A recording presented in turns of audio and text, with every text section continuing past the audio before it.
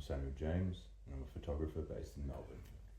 Just want to touch on getting familiar with your own gear before you feel the need to blame the camera that it's all your camera's fault. It's always fun feeling like we need to upgrade and get something better.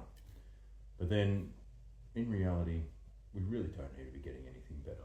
I've spoken about it in the past. All the photography greats, they used older cameras, and it's fine. You can pick yourself up a really nice camera, reasonable price, and you're going to take really good photos.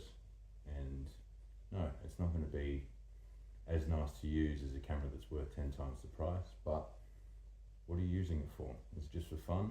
Is it professional work? Even if it is professional work, you probably don't need to spend that much money. Maybe you do. Who am I to say? It'd be nice. But what I really want to talk about is getting familiar with your gear. So, knowing what to expect every time you go out and shoot when you take that photo. There's no guessing in how the camera's going to behave. And not that the camera's wild and can do all these things, but I more just mean setting yourself up for success, and that's going to come with repetition. Now, this was my first 35mm film camera, the Olympus 35 UC, and I'd never shot a 42mm focal length before. I'd shot a lot of 50s, and I mostly shot 35mm. That was my main focal length. I had on my, I had a D700 at the time. I had a Sigma 35 1.4, the Art, I think it is. I was very used to that frame. I knew exactly what I was going to get, or that focal length, I should say. Sorry. So when it came time to frame, I was never wondering how this is going to work. But then it took a little bit of adjusting when I got this, because it's 42mm. It's just that little bit tighter, and then I found I was squashing the shots a little bit. I was too close and not separating my subjects correctly. And then if I wasn't doing that, I was just too far away. I thought maybe this is meant to be, I could shoot from a further distance. And then it took a little bit of time to find that sweet spot. And this is a fixed lens, I should say, on this, so I couldn't just change the lens on it. But it's a really fun camera to use, and it became more fun as I got more familiar with it. And then even down to just learning how the shutter actuates, and then the advanced lever, getting familiar with what the sound is and how it mechanically feels in your hand is going to become much easier for you to just slip into flow and take photos without having to think about your gear or being surprised by anything. With this, at the start, it took a long time.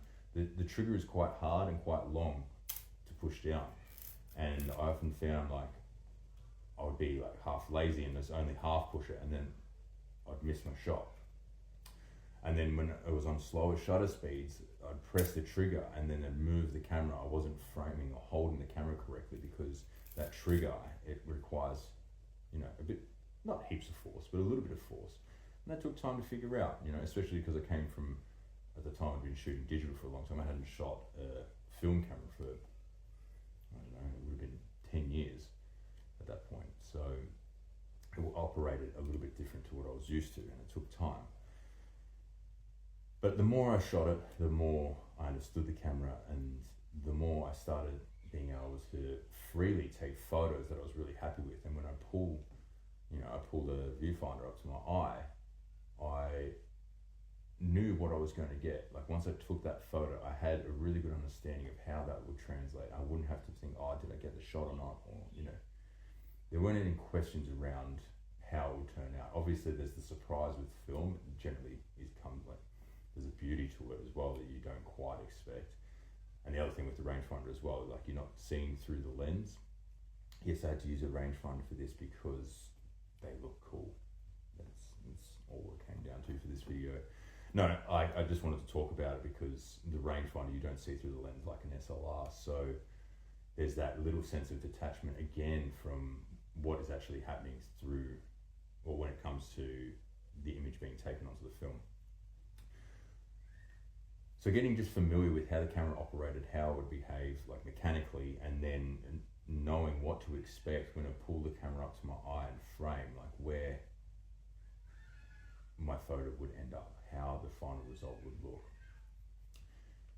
And I've taken some of my favorite photos with this camera. I've had this camera for 6 years now. And although I don't use it all that much because, you know, the aperture collar and the shutter collar has come a bit loose, and then I think it occasionally gets odd light leaks in there, but it's still a really fun camera to use.